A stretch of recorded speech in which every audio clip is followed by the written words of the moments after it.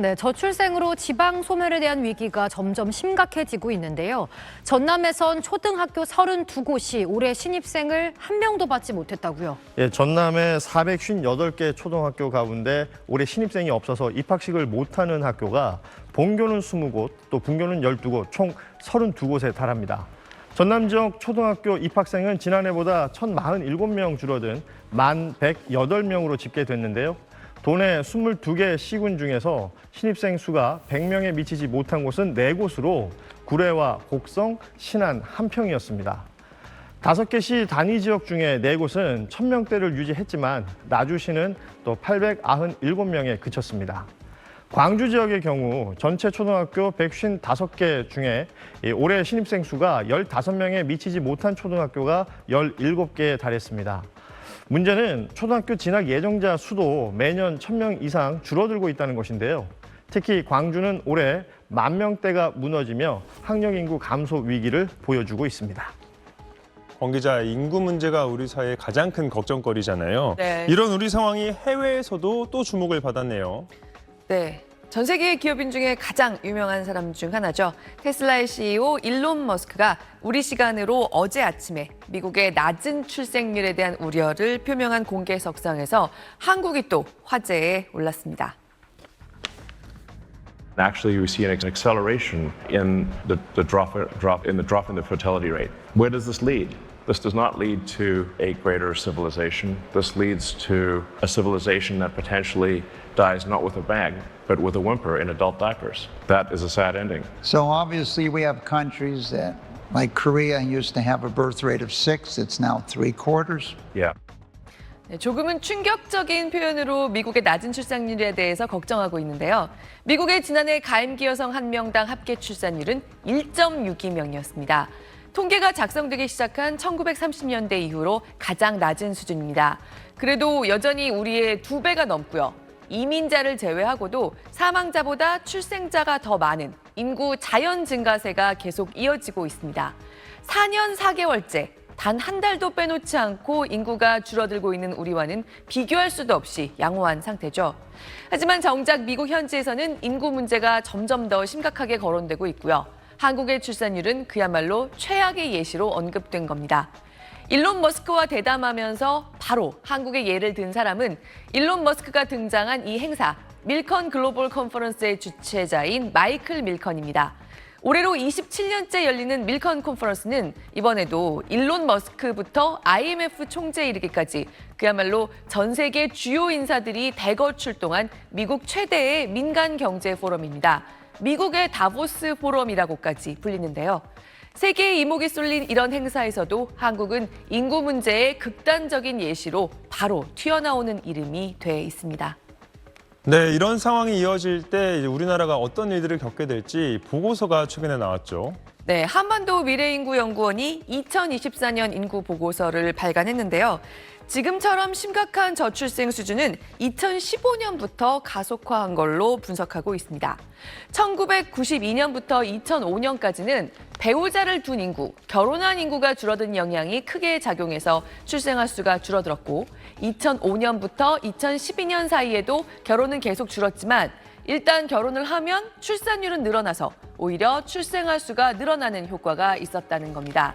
그러다가 2012년부터는 결혼도 줄고 결혼을 해도 아이를 낳지 않는 경우가 늘면서 출산율 하락이 가속화되고 있다. 그 속도가 분명히 드러나기 시작한 건 2015년부터라는 분석입니다. 그야말로 결혼도 하지 않고 아이도 낳지 않으면서 자연 소멸의 길을 걷고 있는 사회다는 말이 과장이 아닌 겁니다. 지금도 우리 국민들을 나이 순으로 일렬로 쭉 세우면 딱 한가운데 오는 사람의 나이가 이미 45세를 넘습니다. 7년 뒤인 2031년이 되면 국민의 절반 이상이 50세를 넘어갈 걸로 추산했습니다. 초등학교 입학생은 지난해 43만 명에서 딱 10년 후인 2033년에는 22만 명으로 반토막이 나고요. 20년 뒤에는 노동을 제대로 할 수 있는 나이로 분류되는 이른바 생산 가능 인구, 15세에서 64세까지의 인구가 지금의 3,600만여 명에서 2,700만여 명으로 무려 1,000만여 명 가까이 줄어들면서 4분의 3 토막이 납니다. 그리고 2060년에는 사망자가 74만 6천 명에 이르는 데 반해서 태어나는 아이는 그 5분의 1에 불과한 15만 6천 명에 그치면서 1년 사이에 인구가 60만 명 가까이 줄어드는 이민으로 인한 인구 유입 없이는 지금의 출산율 추세가 이어지면 한국은 문자 그대로 사라져가는 수순을 밟게 될 거란 상당히 공포스러운 얘기를 하고 있습니다. 네, 들을수록 걱정이 계속됩니다. 이 다음 조사를 보면은 정부는 물론 우리 사회 전체가 정말 뭐든지 해야 되겠다 이런 생각이 또 듭니다. 네. 정작 청년층이 지금까지의 저출산 정책이 효과가 없었다 이렇게 느끼고 있다고요. 네, 이달 초에 발표된 저출산 고령사회위원회의 설문조사에서 25세에서 49세까지의 성인 남녀 응답자 중에 90%가 저출산 문제가 심각하다고 자기들도 느낀다. 하지만 지금까지의 정책은 효과가 없어 보인다고 답했습니다. 오히려 지금까지의 저출산 캠페인에 반감이 든다는 응답이 절반 가까이 됐고요. 그럼 정작 당사자들이 뽑은 가장 필요한 정책은 뭐였느냐? 10명 중 8명이 자유로운 육아휴직, 경력이나 승진에서 불이익을 받지 않을 육아휴직을 꼽았습니다. 사실 비슷한 설문조사가 되풀이될 때마다 결국 잠재적인 부모들이 가장 바라는 건 현금성 지원보다도 일과 가정이 진정으로 양립할 수 있는 환경이란 걸 다시 한번 확인하게 되는 결과입니다. 네, 권혜리 기자 오늘도 잘 들었습니다. 경기 파주시에 살던 32살 임다미 씨 부부는 올해 초 전북 부안군으로 귀농했습니다. 군청이 제공한 공유 주방에서 자신들만의 막걸리 제조법을 연구하고 있습니다. 이제 남편이 이제 농사를 짓고 제가 그 농산물로 막걸리를 만들어서 판다는 계획으로. 부안군청은 청년 귀농 지원 프로그램을 통해 임 씨 같은 이주 청년들에게 농사 교육은 물론 시설과 장비 지원도 해줍니다. 이 프로그램엔 지난해까지 총 3억 원이 투입됐는데 이 돈은 지방소멸 대응 기금이 됐습니다. 올해 각 지자체에 전달된 소멸기금 총액은 8,962억 원. 주요 지원 대상은 인구 감소 지자체 89곳으로 한 곳이 최대 144억 원을 지원받은 걸로 파악됩니다.